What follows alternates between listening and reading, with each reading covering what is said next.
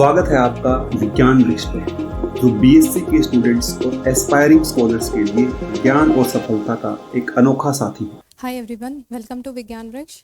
तो हम लोगों ने गैसेस स्टेट का टॉपिक पढ़ रहे थे, जिसमें आज हम एक नया सब टॉपिक स्टार्ट करने वाले हैं and that is viscosity of gases. तो विस्कोसिटी पढ़ने से पहले एक बारी हमने इसी टाइप का सिमिलर वर्ड देखा था, फ्रिक्शन देखा था, जो कि हमारे पास सॉलिड के केसेस में हो रहा था। फ्रिक्शन आपने क्या देखा था कि अगर आपके पास कोई दो सॉलिड बॉडी है और उनके बीच में अगर कोई रिलेटिव मोशन है, तो जो फोर्स एक्ट होता है, जो फोर्स अपोज करता है उनकी रिलेटिव मोशन को बिटवीन टू सॉलिड बॉडीज, उसे ही आप क्या बोल देते हो, फ्रिक्शन बोल देते हो। ठीक है, अगर यही सेम फिनोमेना आपका लिक्विड या गैसेस के साथ हो जाता है तो हम उसे क्या बोल देते हैं, विस्कोसिटी बोल देते हैं। ठीक है, तो पढ़ते हैं क्या लिखा है। विस्कोसिटी, दूसरी चीज विस्कोसिटी जो होती है वो एक प्रॉपर्टी है, प्रॉपर्टी ऑफ गैस या लिक्विड है। Viscosity is a property of liquid or gases by virtue of which it opposes the relative motion between the different layer। ठीक है, मतलब आपकी कोई गैस आपकी कोई फ्लो कर रही है, जिसमें हमने ये क्या कंसीडर किया है, वही चीज़ गैस क्या है, छोटे छोटे पार्टिकल से मिलकर के बनी है, जिसे हमने मॉलिक्यूल्स का नाम दिया है। ठीक है, हमने क्या लिया है, वो नंबर ऑफ लेयर्स में, डिफरेंट लेयर्स के बीच में, नंबर ऑफ डिफरेंट लेयर्स में हमने गैस को कंसीडर किया। ठीक है, तो उन्हीं जो गैसेस की लेयर्स हैं उनके बीच में जो फोर्स लगता है, कैसा फोर्स है, रिटार्डिंग फोर्स है, जो कि उनके मूवमेंट को रोकना चाह रहा है, उसे ही हम क्या बोलेंगे, विस्कस फोर्स बोलेंगे। और लिक्विड या गैसेस की इस प्रॉपर्टी को क्या बोलेंगे, विस्कोसिटी बोलेंगे। That is viscosity is a property of liquid and gases by virtue of which it opposes the relative motion between its different layers. उसकी जो डिफरेंट लेयर्स हैं उनके बीच में जो मोशन हो रही है उन्हें अपोज करता है, opposes the relative motion between its different layers. अभी हमने क्या, ये जो आपको डायग्राम दिख रहा है, इसमें मैंने क्या बताया है कि हमारे पास एक ये हॉरिजॉन्टल सरफेस है जो कि येलो से दिखाया गया है। ठीक है, ये हॉरिजॉन्टल सरफेस है, इस पे कोई गैस फ्लो कर रही है। ठीक है, और वो गैस कैसी है, डिफरेंट लेयर्स में डिवाइडेड है, उस गैस की डिफरेंट लेयर्स है। ठीक है, वो कुछ वेलोसिटी v1 v2 v3 से आगे को मूव कर रही हैं। हमने ये कंसीडर किया है कि जो हॉरिजॉन्टल सरफेस है, इस पे जो पहली लेयर है, जो इनिशियल लेयर है, उसके नंबर, जो मॉलिक्यूल्स उस लेयर में प्रेजेंट हैं, जो पहली लेयर है जिस पे जो नंबर ऑफ मॉलिक्यूल्स हैं, वो जो उनके कांटेक्ट में है हॉरिजॉन्टल सरफेस के साथ, उनके बीच में जो फ्रिक्शन लग रहा है वो बहुत ज़्यादा है, जिसकी वजह से उनका मूवमेंट क्या हो रहा है, कम है। और यहाँ हमने सपोज कर लिया है कि वो मूवमेंट हम जीरो लेते हुए चल रहे हैं, और जो बाकी की लेयर्स हैं उनकी कुछ ना कुछ वेलोसिटी है, that is v1 v2 v3, कुछ ना कुछ वेलोसिटी है। लेकिन जो पहली लेयर है हॉरिजॉन्टल सरफेस पे, उस पे जो नंबर ऑफ मॉलिक्यूल्स हैं उनकी वेलोसिटी क्या है, जीरो है। ठीक है, पढ़ते हैं। Suppose a gas flowing over a horizontal plane made up of number of layers having velocities, मतलब उसकी नंबर ऑफ लेयर्स है, वेलोसिटी क्या है, v1 v2 v3 v4 ऐसे कुछ वेलोसिटी है। और जो सबसे पहली वाली लेयर है उसकी वेलोसिटी क्या है, उनके मॉलिक्यूल्स की वेलोसिटी जीरो है। ठीक है, दीज विल एक्सर्ट, अब ये क्या करेंगे, हमने हॉरिजॉन्टल सरफेस तो ले लिया, उसके ऊपर गैस की डिफरेंट लेयर्स कंसीडर कर ली। पहली वाली लेयर जो थी उनके मॉलिक्यूल्स की स्पीड या वेलोसिटी हमने क्या बोल दिया, जीरो है। बाकी के लेयर्स जो है उनकी वेलोसिटी v1 v2 v3 ऐसे कुछ ना कुछ है। अभी हो क्या रहा है, जो सबसे नीचे वाली लेयर के मॉलिक्यूल है वो क्या कर रहे हैं, ऊपर वाली लेयर के मॉलिक्यूल्स जो है वो तो मूव कर रहे हैं, उनके मोशन को अपोज करना चाह रहे हैं, जिसकी वजह से उन पर एक फोर्स एक्सर्ट कर रहे हैं। पढ़िए, suppose the molecule which are in contact with the horizontal surface, उनकी तो जीरो वेलोसिटी है। ठीक है, these will exert some retarding influence on the moving molecules. ठीक है, ये क्या कर रहे हैं, जो ऊपर वाली लेयर है जिसके मॉलिक्यूल मूव कर रहे हैं, मोशन में है, उन पे एक फोर्स लगा रहे हैं। कैसा फोर्स है, रिटार्डिंग फोर्स लगा रहे हैं, उनकी स्पीड को, वेलोसिटी को डिक्रीज करने के लिए। Retarding influence on the moving molecules of the first layer, यही चीज फर्स्ट लेयर के मॉलिक्यूल ऊपर वाली लेयर के मॉलिक्यूल पे कर रहे होंगे, जिसकी वजह से क्या हो रहा होगा, उनकी स्पीड थोड़ी थोड़ी डिक्रीज कर रही होगी। Of the first layer due to some internal friction, दो टर्म हमारे पास अभी आए हैं, कौन कौन से एक बार ही देखते हैं। जैसे जब हमने विस्कोसिटी डिफाइन किया, पहले तो ये हटा देते हैं, हमने विस्कोसिटी के टर्म में क्या क्या चीजें देखी हैं। देखो, विस्कोसिटी, अभी तक हमने विस्कोसिटी में कितनी चीजें समझी, पहला तो देखा क्या है, प्रॉपर्टी है। किसकी प्रॉपर्टी है, प्रॉपर्टी ऑफ लिक्विड या फिर गैस।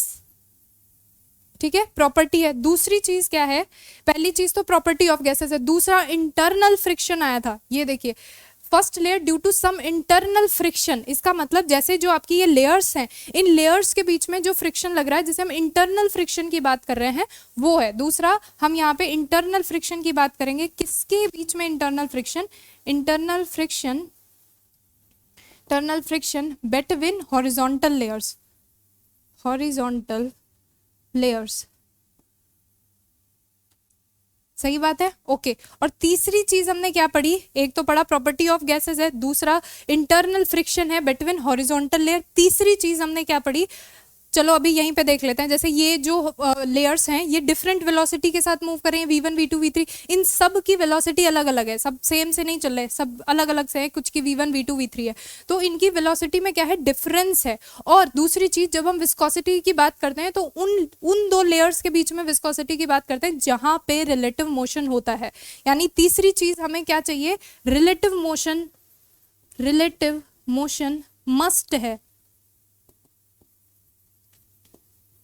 ठीक है। जो आपकी लेयर्स हैं, जो गैस को आपने डिफरेंट लेयर्स में ले रखा है, उनके बीच में अगर रिलेटिव मोशन होगी, दो लेयर्स के बीच में रिलेटिव मोशन होगी, उस केस में हम ये प्रॉपर्टी देखेंगे। मतलब रिलेटिव मोशन का होना मस्ट है। दूसरा, विस्कोसिटी है क्या, एक्चुअल में प्रॉपर्टी है।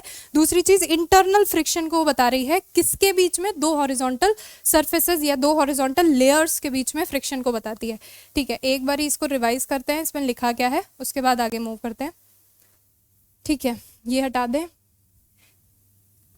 तो हमने क्या क्या पढ़ लिया, विस्कोसिटी क्या है, प्रॉपर्टी है लिक्विड गैस की, जिसकी वजह से वो अपोज करता है उनकी रिलेटिव मोशंस को between their different layers. Okay, suppose a gas flowing over a horizontal surface पे एक कोई गैस है, फ्लो कर रही है डिफरेंट लेयर्स में, जिनकी वेलोसिटी क्या है, v1 v2 v3 है। हमने ये कंसीडर कर लिया कि जो हॉरिजॉन्टल सरफेस से पहली लेयर बन रही है उसमें जो नंबर ऑफ मॉलिक्यूल्स हैं वो क्या है, एकदम बिल्कुल उनके कॉन्टैक्ट में है, जिसकी वजह से उनकी जो वेलोसिटी है वो जीरो कंसीडर की है। ठीक है, और have zero velocity, these will exert. अब ये क्या करेंगे, एक रिटार्डिंग फोर्स लगाएंगे इससे ऊपर वाले मॉलिक्यूल्स पे। मतलब जो हॉरिजॉन्टल सरफेस है, फिर गैस की लेयर है, सबसे पहली लेयर है, उसके बाद जो दूसरी लेयर है उस पे जो मॉलिक्यूल्स हैं उनको, उसके नीचे वाले मॉलिक्यूल्स एक रिटार्डिंग फोर्स से उनकी वेलोसिटी को डिक्रीज करना चाह रहे हैं। That is these will exert some retarding influence on the moving molecules of the first layer. यही काम पहली वाली लेयर फिर दूसरी लेयर पे कर रही होगी, उनके मॉलिक्यूल्स को रिटार्ड करने की कोशिश कर रही होगी। तो ये है क्या, एक्चुअल में विस्कोसिटी क्या है, रिटार्डिंग इन्फ्लुएंस है exerted by the molecules of one layer over the molecules of the second layer due to internal friction, due to internal friction, that is called the viscosity. मतलब फिर से वही चीज कि जो लेयर के मॉलिक्यूल ऊपर वाले लेयर के मॉलिक्यूल के बीच में रिटार्डिंग इन्फ्लुएंस लगा रहे हैं, वही प्रॉपर्टी लिक्विड और गैसेस की क्या हो जाएगी, विस्कोसिटी हो जाएगी। और जो फोर्स, रिटार्डिंग फोर्स है, उसे आप क्या बोल दोगे, विस्कस फोर्स बोल दोगे। अच्छा, तो तीन टर्म की बात की, जैसे मैंने अभी पीछे लिख भी दिया था। सबसे पहले कि ये प्रॉपर्टी को बता रही है, किसकी प्रॉपर्टी, लिक्विड गैस की। दूसरा हमने क्या देखा, इंटरनल फ्रिक्शन, यही तो पढ़ा था। अब ये इंटरनल फ्रिक्शन किसके बीच में, जो आपने हॉरिजॉन्टल लेयर्स ले रखी हैं उनके बीच में, internal friction between horizontal layers. ठीक है, हॉरिजॉन्टल लेयर्स। और तीसरी चीज क्या देखी, यही जो हमारे पास वेलोसिटी है, इनकी सबकी अलग अलग वेलोसिटी है, v1 v2 v3, तो इनका डिफरेंस जो हमने यहाँ पे लिखा है, जैसे ये आपके पास एक कोई, सपोज कर लो ये आपके पास हॉरिजॉन्टल सरफेस था, ठीक है, इसके ऊपर एक वेलोसिटी, एक लेयर थी, उसके ऊपर एक लेयर थी, ऐसे सारी लेयर थी, v1 v2 v3। ठीक है, आगे को मूव कर रही थी। जो ये वाली लेयर है, इसके मॉलिक्यूल्स इसके ऊपर वाली लेयर के मॉलिक्यूल पे एक रिटार्डिंग फोर्स लगा रहे हैं। सिमिलरली जो सेकंड लेयर है उसके मॉलिक्यूल थर्ड लेयर वाले मॉलिक्यूल्स पे एक रिटार्डिंग फोर्स लगा रहे हैं। तो इन सब की वेलोसिटी अलग अलग है। अगर मैं क्या करूं, इनकी वेलोसिटी का डिफरेंस dv से कंसीडर कर लूं। dv क्या है, difference between the velocity of the two layers, और dx क्या है, डिस्टेंस बिटवीन टू लेयर्स। जिनके बीच की आपने वेलोसिटी देखी है, वेलोसिटी में चेंज देखा है, उन्हीं के बीच की जो डिस्टेंस है वो क्या है, dx है।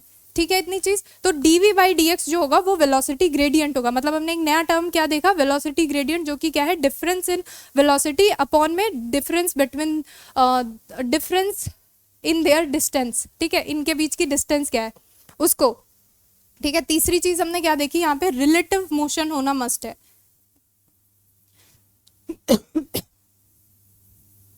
रिलेटिव मोशन क्या है, मस्ट है। ओके, ये हमने अभी तक विस्कोसिटी में देखा, ये तीन प्रॉपर्टीज, ये तीन टर्म्स यूज हुए थे। हॉरिजॉन्टल सरफेस जो है, लेयर्स जो है, उनके बीच में इंटरनल फ्रिक्शन क्या है, प्रॉपर्टी ऑफ गैस है, और तीसरी चीज क्या है, उनके बीच में रिलेटिव मोशन होना मस्ट है। ठीक है, अभी ये देते हैं हटा, और क्या लिखने वाले हैं हम, जो हमने नया टर्म पढ़ा है, that is velocity gradient. Okay, तो वेलोसिटी ग्रेडियंट क्या होता है और हमें इसकी ज़रूरत क्यों पड़ी? क्योंकि जितनी भी आपकी लेयर्स है ना, जो आपने हॉरिजॉन्टल सरफेस के ऊपर लेयर्स बना रखी है, उन लेयर्स में क्या है कि उनका जो मोशन है, उन लेयर्स में क्या है, वेलोसिटी उन सबकी अलग अलग है, अलग अलग स्पीड से वो ट्रेवल कर रही हैं, अलग अलग स्पीड से मूव कर रही हैं। तो वेलोसिटी ग्रेडियंट क्या हो गया इसका,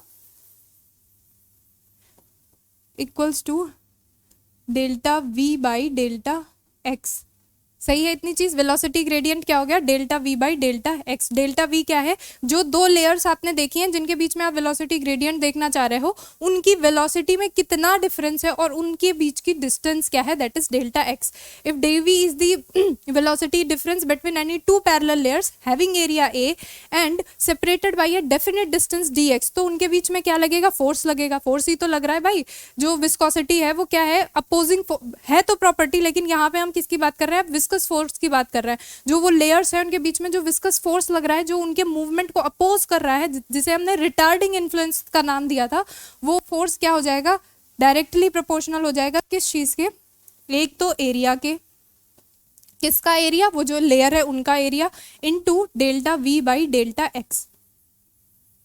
ठीक है, delta v by delta x का मतलब क्या है, यही जो आपने वेलोसिटी ग्रेडियंट ले रखा है। अब हमें क्या पता है, हमें पता है प्रोपोर्शनैलिटी हटाना है तो एक कांस्टेंट लगाना है, सॉरी, तो ओहो, delta v by delta x, इतनी चीजें हो जाएंगी और यही आपका क्या हो जाएगा, फॉर्मूला बन गया।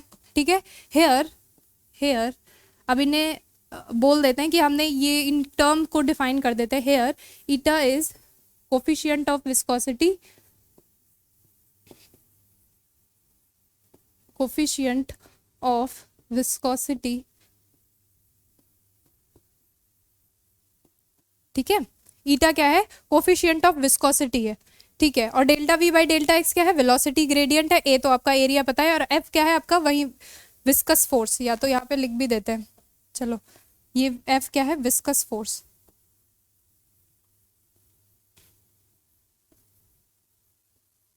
ठीक है, और ईटा क्या है, इस कोफिशिएंट ऑफ विस्कोसिटी। ठीक है, नेक्स्ट मूव करते हैं हम। यूनिट्स क्या होती हैं, ये जो हमने हमारे पास टर्म आया ईटा, इसकी फिर यूनिट बतानी पड़ेगी। तो उसके पहले फॉर्मूला हमने क्या पढ़ा, sorry, F equals to eta A into delta v upon में डेल्टा एक्स। क्या इतनी चीज समझ में आ गई थी? बिल्कुल आ गई थी। अभी अगर हमें क्या चाहिए, units of coefficient of viscosity चाहिए, तो सबसे पहले तो वो उसका फॉर्मूला पता होना चाहिए। तो ईटा क्या हो जाएगा, ये इधर लेकर के आएंगे, तो एफ अपॉन में ए इंटू डेल्टा एक्स अपॉन में डेल्टा वी। सही है, ओके। तो अगर मैं सपोज कर लूँ, हमें क्या बताना है, यूनिट्स बतानी है, तो हम देखने वाले हैं इनकी यूनिट्स किस में, सीजीएस में, क्योंकि जनरली क्वेश्चंस में जो हमें यूनिट दे रखी होती है वो सीजीएस वाली दे रखी होती है। तो इधर क्या हो जाएगा, unit of eta equals to F क्या है, फोर्स है, उसकी यूनिट क्या हो जाती है, सीजीएस में डालनी है, तो डाइन अपॉन में ए की क्या हो जाएगी, सेंटीमीटर स्क्वायर, इनटू ऊपर क्या है, डेल्टा एक्स, वो है सेंटीमीटर में, अपॉन में सेंटीमीटर पर सेकेंड। ये कैंसिल, क्या बचा, डाइन सेंटीमीटर माइनस 2 और सेकेंड, और इसे ही हम क्या बोल देते हैं, पॉइज बोल देते हैं। ठीक है, यूनिट ऑफ ईटा।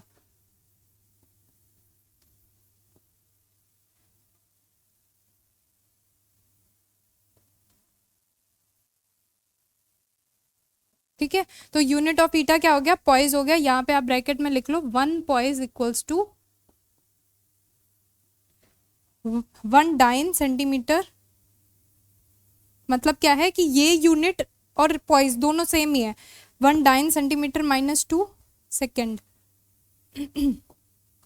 ठीक है, इतना चीज समझ में आ गई, ओके। अब सिंस पॉइज जो होता है, since poise is big unit, इसी वजह से जो हम इनका रिप्रेजेंटेशन करते हैं, सॉरी, जो यूनिट इनकी लिखते हैं वो जनरली किस में लिखते हैं, माइक्रोपॉइज या फिर सेंटीपॉइज में। तो एक माइक्रोपॉइज क्या हो जाएगा, micropoise equals to 10 to the power -6 poise और अगर मैं एक सेंटीपॉइस की बात करूंगी तो वो किस में हो जाएगा 10⁻⁻2 पॉइस। तो ये आपकी यूनिट्स की बात हो गई, किसकी, units of coefficient of viscosity. कुछ नहीं किया, बस सिर्फ ईटा की वैल्यू में चाहिए थी, तो इस फॉर्मूले से ईटा निकाल लिया। और फिर क्योंकि हमें यहाँ पे क्या चाहिए, यूनिट्स चाहिए, तो यूनिट हमने सीजीएस में ली है। पॉइस में ही आपको जनरली क्वेश्चंस में इनकी यूनिट देखने मिलेंगी, किसकी, विस्कोसिटी की।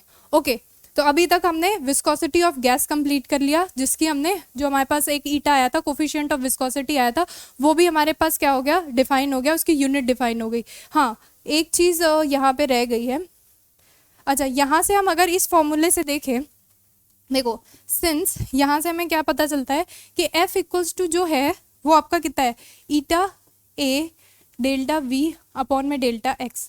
ठीक है, ये चीज़ है। यहाँ पे अगर मैं ईटा की बात करूँ तो वो क्या हो जाएगा, F बाई A हो जाएगा, ठीक है, into delta X by delta V, delta X upon में डेल्टा V। इतनी चीज सही है। तो अगर मैं इस कोफिशिएंट ऑफ विस्कोसिटी को डिफाइन करना चाहूँ तो ये क्या होगा, eta equals to F by A हो जाएगा। कब, when delta V by delta X that is velocity gradient अगर 1 कर दूं तो। इसका मतलब क्या है, इसका मतलब है ये क्या है आपका coefficient of viscosity, hence coefficient of viscosity, coefficient of viscosity is force पर यूनिट एरिया। क्या है, फोर्स पर यूनिट एरिया, फोर्स पर unit area when velocity gradient is unity।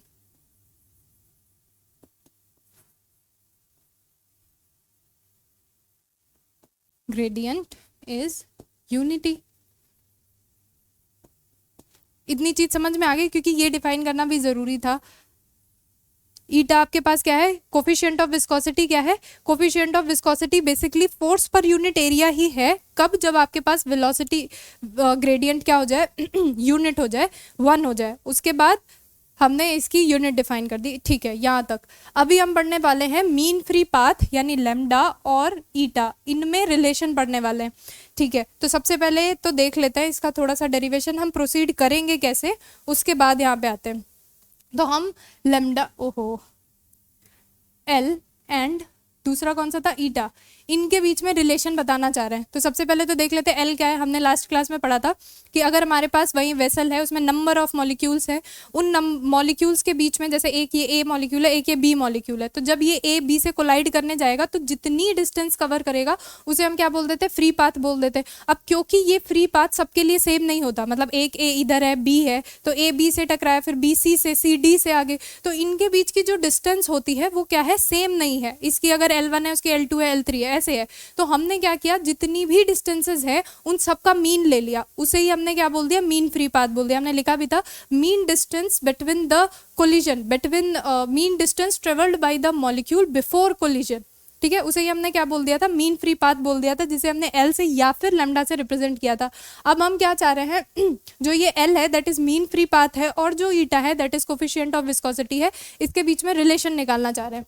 ठीक है, तो कोफिशिएंट ऑफ विस्कोसिटी अभी मैंने बताया क्या होता है, ईटा क्या है, आपके पास फोर्स पर यूनिट एरिया है। कब, जब जो delta v by delta x है वो यूनिटी हो जाए। ठीक है, यही चीज तो हमने देखी थी कि ईटा क्या है, फोर्स पर यूनिट एरिया है, लेकिन वो भी तब है जब आपके पास जो वेलोसिटी ग्रेडियंट है वो 1 हो जाए। और इसका मतलब हमें क्या है, फोर्स पता होना चाहिए। ठीक है, और फोर्स कैसे आता है, हमें पता है dp बाई dt से आता है, न्यूटन सेकेंड लॉ। डीपी क्या है, चेंज इन मोमेंटम पर यूनिट टाइम ही हो गया आपके पास फोर्स। और मोमेंटम में चेंज किसका, जो आपके पास लेयर्स है, जैसे हमने अभी पीछे जैसे जो ये डायग्राम बनाया है, ये जो लेयर्स है ये एक दूसरे पे, अभी हम डिफाइन करेंगे किस लेयर की बात कर रहे हैं, तो उस पर कितना मोमेंट ट्रांसफर कर रही है यूनिट टाइम में, यूनिट सेकेंड में, वही फोर्स हो गया। तो हमने अगर net transfer, net moment transfer निकाल लिया तो उससे हमें क्या पता चल जाएगा, dp बाई dt पता चल जाएगा, और वही क्या है, फोर्स है। अगर वो फोर्स पर यूनिट एरिया पे देखते हैं, कब, जब हमारे पास वेलोसिटी ग्रेडियंट यूनिटी है, तो उसे ही हम क्या बोल देते हैं, ईटा बोल देते हैं। यानी अपना काम क्या है कि हमें टोटल मोमेंट ऑफ ट्रांसफर तक पहुंचना है। हमें क्या करना है, टोटल ट्रांसफर ऑफ मोमेंटम निकालना है, ट्रांसफर ऑफ मोमेंटम निकालना है, वो भी पर सेकेंड पर सेंटीमीटर स्क्वायर में। ये काम हमें करना है। हमें क्या करना है, टोटल ट्रांसफर ऑफ मोमेंटम निकालना है पर सेकेंड पर सेंटीमीटर स्क्वायर में। तो ये जितना हो जाएगा वही चीज हमें ईटा की वैल्यू दे देगी। तो देखो ये हमने यहाँ पे ये डायग्राम बनाया। अब पहले तो इसे समझ लेते क्या है कि ये हमारे पास एक हॉरिजॉन्टल प्लेन है ठीक है। इस पे कोई, जैसे हमने कंसीडर किया था, कोई गैस फ्लो कर रही है, उस गैस की डिफरेंट लेयर्स हैं, हैविंग वेलोसिटी, कुछ भी इनकी सबकी कुछ वेलोसिटी है, ठीक है। फिर हमने क्या किया, इसमें एक लेयर ए ऐसी कंसीडर की है जिसकी इस हॉरिजॉन्टल प्लेन से हाइट h है, एक लेयर बी ऐसी कंसीडर की है जिसकी ए से डिस्टेंस l है, और सी एक ऐसी है जिसकी ए से डिस्टेंस कितनी है, l है। ये डायग्राम में हमें अभी तक तो इतना दिख रहा है। चलो अब हम पढ़ते हैं। Consider a gas flowing on a horizontal plane in the form of number of parallel layers. मतलब ये आपके पास जो हॉरिजॉन्टल प्लेन है, इस पे जो आपने गैस फ्लो कराई है वो नंबर ऑफ पैरेलल लेयर्स में है, और उन हर लेयर में नंबर ऑफ मॉलिक्यूल्स हैं जिनका मास m है। each layer containing a large number of molecules of gas. Suppose q is the velocity gradient, जिसे हम क्या लिख रहे थे, dv by dx लिख रहे थे। हमने इसे क्या कंसीडर कर लिया, q कंसीडर कर लिया, जो कि आपके पास क्या है, वेलोसिटी ग्रेडियंट है। That is q is the velocity gradient in the particular, in the vertical direction, ठीक है। उसके बाद suppose the velocity of the gas at the horizontal plane is 0।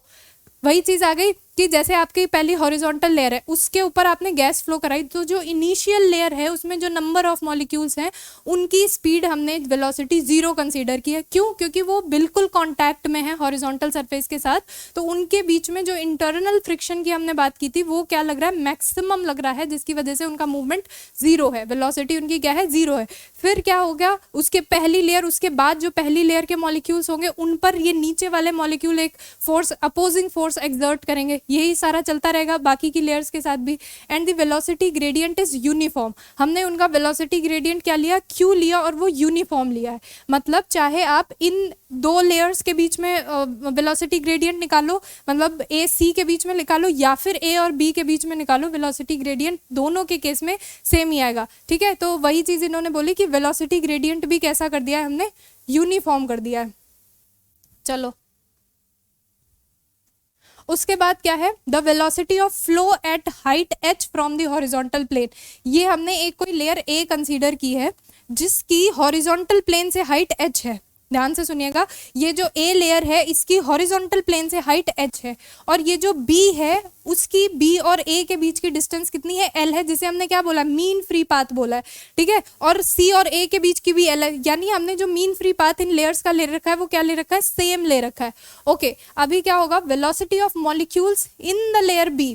जो b लेयर है उसमें जो मॉलिक्यूल्स है उनकी वेलोसिटी क्या है, तो हमने क्या बात की, q इक्वल्स टू क्या होता है, delta v by delta x होता है, ठीक है। हम क्या निकालने वाले हैं, जो ए लेयर है उसमें जो नंबर ऑफ मॉलिक्यूल्स हैं उनकी वेलोसिटी निकालने वाले, सॉरी जो बी लेयर है उनमें नहीं, सबसे पहले हमने ए में देखना है, अभी ये रह गया, velocity of flow at height h from the horizontal plane.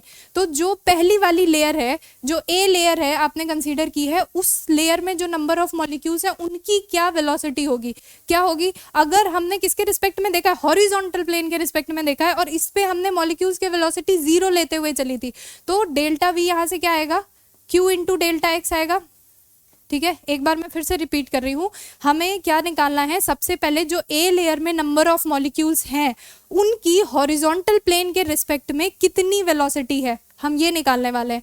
तो चेंज इन वेलोसिटी कितना आएगा, इसकी वेलोसिटी मतलब ए में जितने नंबर ऑफ मॉलिक्यूल्स हैं उनकी वेलोसिटी माइनस जो हॉरिजॉन्टल प्लेन में है। अब हॉरिजॉन्टल वाले तो 0 हो गए, इसका मतलब यहाँ पे सिर्फ ए वाले मॉलिक्यूल्स की वेलोसिटी आएगी VA, और वो क्या हो जाएगी, Q तो कांस्टेंट है तो Q तो रहेगा, और डेल्टा एक्स क्या होते हैं, जिन लेयर्स के बीच में हम वेलोसिटी का डिफरेंस ले रहे हैं उनके बीच की डिस्टेंस, दैट इज ए से हॉरिजॉन्टल प्लेन की डिस्टेंस कितनी है, h है, तो ये हो गया Q इंटू एच। तो the velocity of flow at height h from the horizontal plane will be कितना हो गया, h इंटू क्यू, ठीक है। और बी लेयर जो है, जो आपकी ये वाली लेयर है, इसमें जो नंबर ऑफ मॉलिक्यूल्स हैं उनकी कितनी वेलोसिटी होगी, दैट इज v क्या हो जाएगा, q into x, q into वही उनके बीच की डिस्टेंस, q क्या है, कांस्टेंट है सबके लिए, इस बारी क्या आ जाएगा, v b आ जाएगा, q तो कांस्टेंट रहना है। अब इस बी वाली जो लेयर है उसका हॉरिजॉन्टल प्लेन के रिस्पेक्ट में कितनी वेलोसिटी होगी, इनके बीच की डिफरेंस लेंगे और ये डिफरेंस कितना आ जाएगा, बी से इसके बीच में। देखो ये टोटल एच है, ये एल है, दैट मीन्स ये आपकी डिस्टेंस कितनी हो गई, एच माइनस एल। ठीक है, और जब सी का हॉरिजॉन्टल के रिस्पेक्ट में लेंगे तो कितनी हो जाएगी, एच प्लस एल। ठीक है, इतनी चीज समझ में आ गई। तो जो number of velocity of number of molecules present in layer B में कितना हो जाएगा, क्यू इंटू उनकी डिस्टेंस हॉरिजॉन्टल वाले से, वो कितनी है, एच माइनस एल। ठीक है, एच माइनस एल। और वी सी कितना हो जाएगा, मतलब molecules present in the layer C, वो कितनी हो जाएगी, Q into H plus L. इतनी चीज आई होप आपको समझ में आई होगी। मैंने कुछ नहीं किया है, ये इधर से देख रहे हैं, यहाँ पे हमने क्या किया, सिर्फ जो फॉर्मूला था अपने पास Q equals to delta v by delta x था। अगर आपको इनके टर्म समझ में आ गया, डेल्टा वी क्या है, जिन दो लेयर्स के बीच में हम वेलोसिटी ग्रेडियंट निकालने वाले हैं उनकी वेलोसिटी का डिफरेंस है, और उन दो लेयर्स के बीच की जो डिस्टेंस है वो dx है। हम क्या कर रहे हैं, जो ए लेयर है और जो हॉरिजॉन्टल प्लेन है उनके रिस्पेक्ट में वेलोसिटी ग्रेडियंट निकाला, Q equals to delta v upon में डेल्टा एक्स। तो डेल्टा वी क्या हो जाएगा, क्योंकि हॉरिजॉन्टल वाले जो मॉलिक्यूल्स हैं उनकी तो वेलोसिटी जीरो रख रखी है, तो क्या हो जाएगा, वी ए हो जाएगा, क्योंकि दूसरी जीरो है, वो Q into delta x. Q तो कॉमन रखना है, यूनिफॉर्म रखना है, चाहे जिस भी लेयर के बीच में हम देख रहे हैं। तो Q इंटू उसकी हॉरिजॉन्टल वाले से हाइट डिस्टेंस कितनी है, h है। दूसरा, जब हम B की बात करेंगे तो हमने देखा अगर A की हॉरिजॉन्टल वाले से डिस्टेंस h है और B की A से L है, तो B की हॉरिजॉन्टल वाले से कितनी हो जाएगी, h माइनस एल हो जाएगी। तो Q इंटू डिस्टेंस रखनी होती है, तो Q into H minus L. ऐसे ही हमने C की निकाल ली, तो Q into H plus L आ गया। अब velocity of molecules in the layer B कितना हो जाएगा, अब आप आराम से लिख लोगे, B की बात कर रहा है तो Q into H minus L. पहले तो इसे इरेज कर देते हैं वरना ये रह जाएगा। ठीक है, ये हटाना है, ये तो हमने समझा था सिर्फ।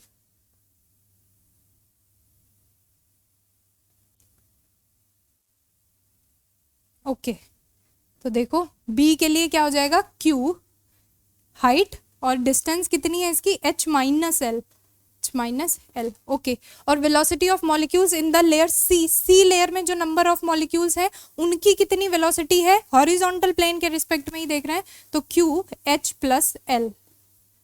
ठीक है, यहाँ तक चीजें क्लियर हो गई। अभी हमें क्या पता चल चुका है अब तक का, कि जो लेयर B है और जो लेयर A है उनमें जो नंबर ऑफ मॉलिक्यूल्स है उनकी वेलोसिटी कितनी है। ठीक है, ओके, और हमें पहुंचना कहाँ तक है, ये तो स्लाइड हटा देते हैं। ठीक है, ये तो हमने सिर्फ समझने के लिए रखी है, तो ये स्लाइड देते हैं हटा। ओके,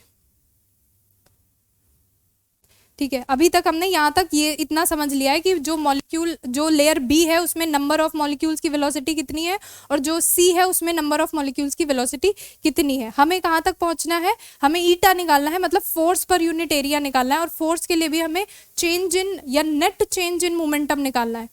ठीक है, तो अभी हमने क्या सपोज किया, जैसे यही चीज़ हमने पीछे बनाई थी, देख लीजिए।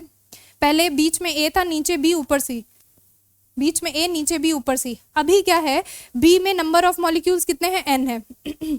B जो लेयर है आपके पास उसमें n नंबर ऑफ मॉलिक्यूल्स है, तो वो मॉलिक्यूल्स क्या है, तीनों डायरेक्शन में आपका रह सकते हैं, x डायरेक्शन में भी रह सकते हैं, y में भी रह सकते हैं और z में भी रह सकते हैं। ठीक है, तो हमने इन्हें इक्वली डिवाइड किया है। अगर x में बात करेंगे तो 1/3 होगा, y में 1/3 n होगा, z में 1/3 n होगा। तो एक टाइम ऐसा आएगा जब 1/6 मॉलिक्यूल डाउनवर्ड डायरेक्शन में होंगे और 1/6 मॉलिक्यूल अपवर्ड डायरेक्शन में होंगे। ठीक है, हमें क्या निकालना है, अब हमारे पास काम क्या है कि हमें मोमेंटम निकालना है। V हमें सबकी पता चल गई, हमें टोटल नंबर ऑफ मॉलिक्यूल अगर पता चल जाते हैं कि B के कितने A में जा रहे हैं और उनकी वेलोसिटी पता चल जाती है, तो m इंटू वी कर देंगे, हमारे पास क्या आ जाएगा, मोमेंटम आ जाएगा।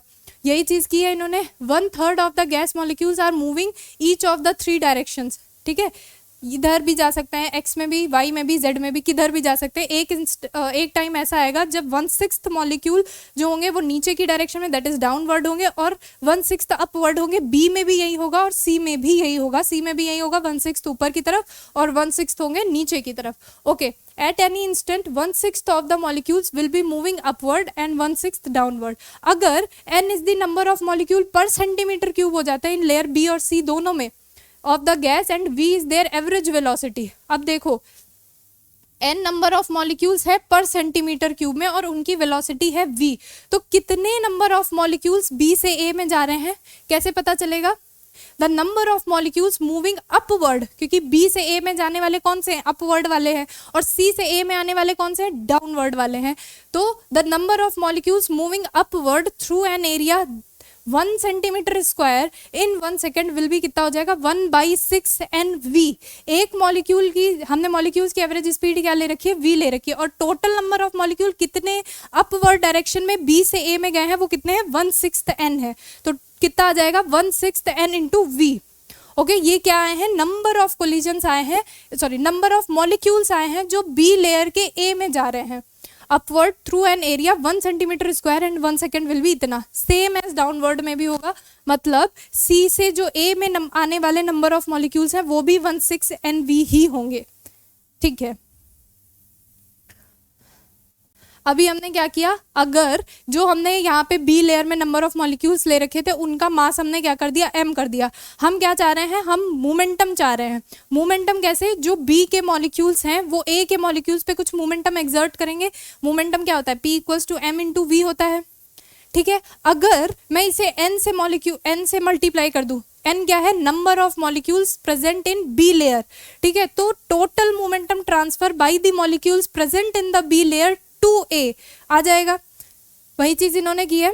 The momentum transferred by the molecules moving upward per centimetre square per second will be. ध्यान से देखना, यहाँ मैं 2 टर्म यूज कर रही हूँ। कौन कौन से? एक तो है पर सेंटीमीटर स्क्वायर, एक है पर सेकेंड।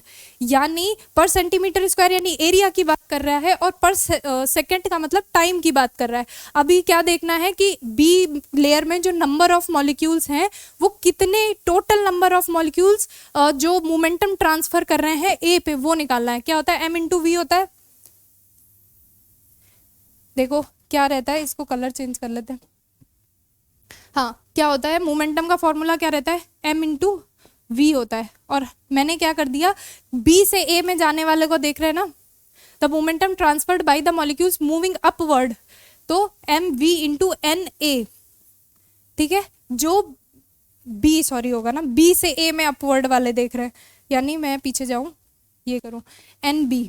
ठीक है, तो m × v और number of molecules upward direction वाले कितने आए थे? 1/6 NV।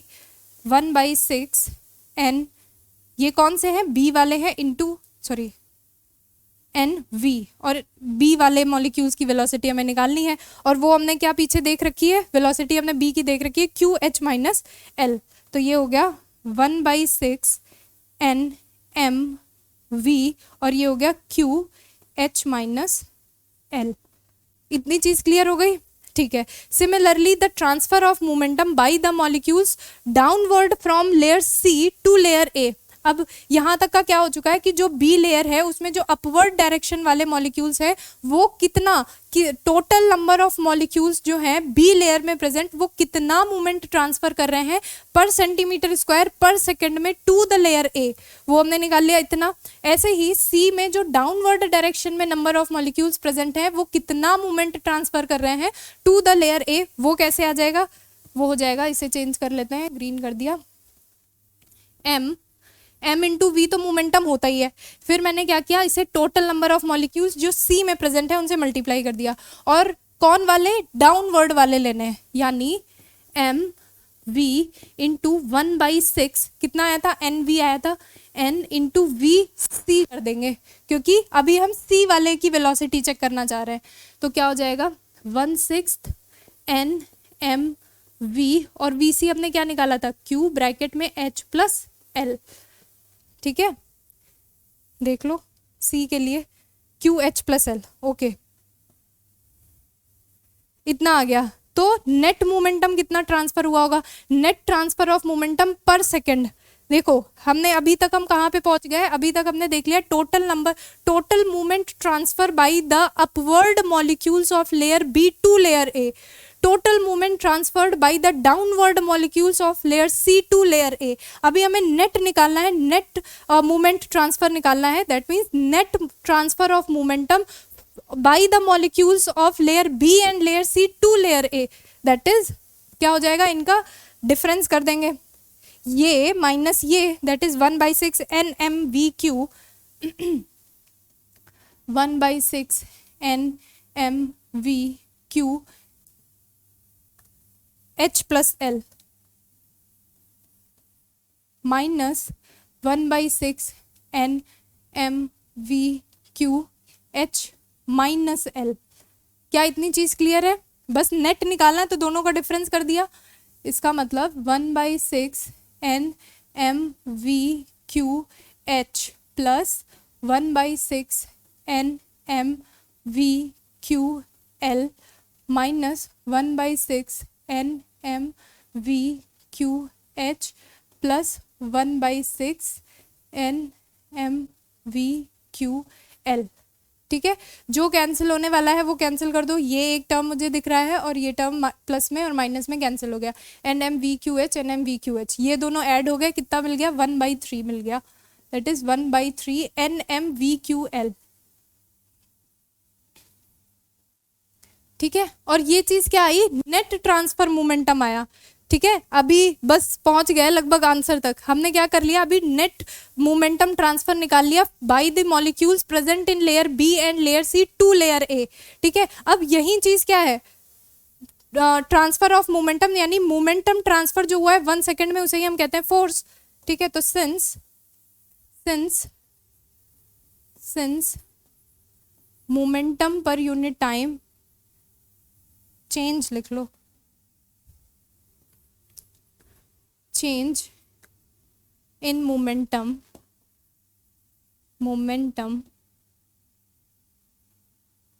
per unit time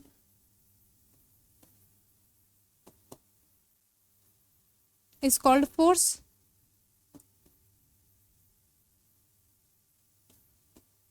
है ना? ये चीज कहां से हमें पता चली? From Newton second law.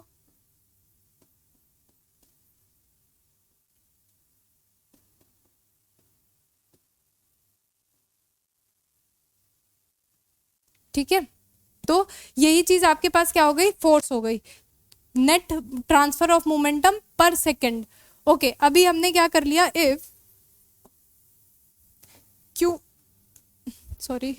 Q equals to 1 कर दिया, देन Q क्या है आपके पास? वेलोसिटी ग्रेडियंट है। अगर मैंने उसे 1 कर दिया तो ये चीज क्या आपके पास इक्वल हो गई? 1/3 NmV इंटू L। और यही क्या आ गया? ईटा आ गया। कैसे? देखो, पहले तो इसको बंद कर लेते हैं। देखो, मैंने जैसे आपको अभी बताया, हाँ, जो मैं इनकी बात कर रही थी, यहाँ पे मैं दो टर्म यूज कर रही थी। ये जो number of molecules layer B से लेयर ए में जा रहे हैं, जो मोमेंटम ट्रांसफर कर रहे हैं, momentum transfer by the molecules present in layer B to layer A in per centimetre square per second में देख रहे हैं। मतलब क्या है कि जो बी वाली लेयर है, इसमें जो नंबर ऑफ मॉलिक्यूल्स हैं जो 1 सेंटीमीटर स्क्वायर से ए में मोमेंटम ट्रांसफर कर रहे हैं यूनिट टाइम में, उसे हमने निकाल लिया। और सी का भी सेम यही देखा ए के लिए। तो ये किस चीज की बात हो रही थी? पर सेंटीमीटर स्क्वायर की बात हो रही थी और पर सेकंड की बात हो रही थी। तो मोमेंटम पर सेकंड तो फोर्स हो गया, और per centimetre square that is force पर यूनिट एरिया ही तो हमने निकाला था, ईटा होता है, that is viscosity of coefficient. कब? जब हमने Q1 ले रखा है, और Q क्या है? Velocity gradient. ठीक है, तो वही मैंने लिख दिया, अगर Q1 हो जाता है तो उस कंडीशन में यही चीज आपकी क्या हो जाएगी? ईटा हो जाएगी। Okay, eta equals to 1/3 NmVL हो गया। ठीक है, इतनी चीज समझ में आ गई? ओके, और इसे हम एक और टाइप से लिख सकते हैं, यहाँ पे तो जगह नहीं है, नेक्स्ट स्लाइड ले लेते हैं। देखो, सिंस ईटा इक्वल्स टू कितना आया है हमारे पास? 1/3 NmVL, 1/3 NmV इंटू L। अच्छा, यहाँ पे क्या टर्म मैं डिफाइन कर दूं? बिल्कुल, ईटा आपके पास क्या है? Coefficient of viscosity, coefficient of viscosity. ठीक है, और n क्या है? नंबर ऑफ मॉलिक्यूल्स है। n क्या है?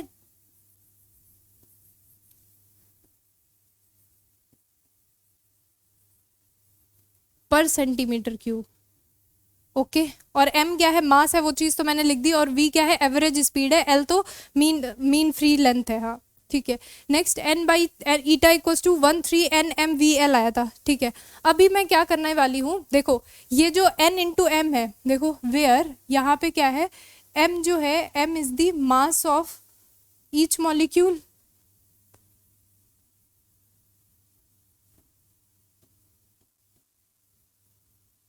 और n क्या है, टोटल नंबर ऑफ मॉलिक्यूल।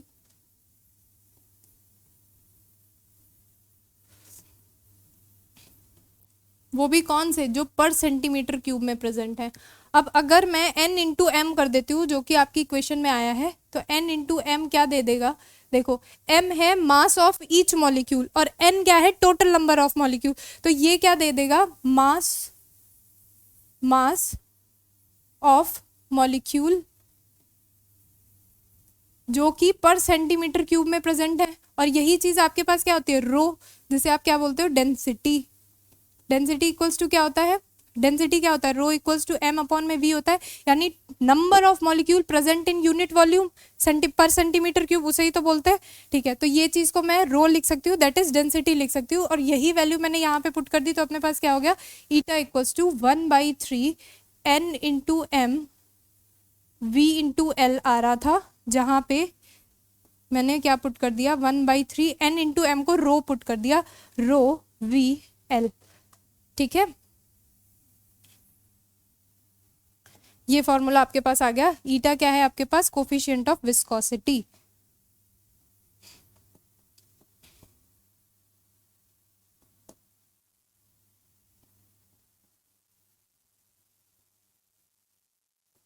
और यही चीज तो हम निकाल रहे थे कि ईटा का एल के साथ क्या रिलेशन है, तो लिख देते हैं, this equation gives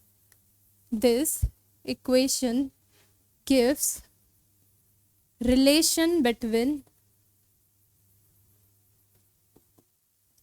between coefficient of viscosity and coefficient of viscosity and mean free path,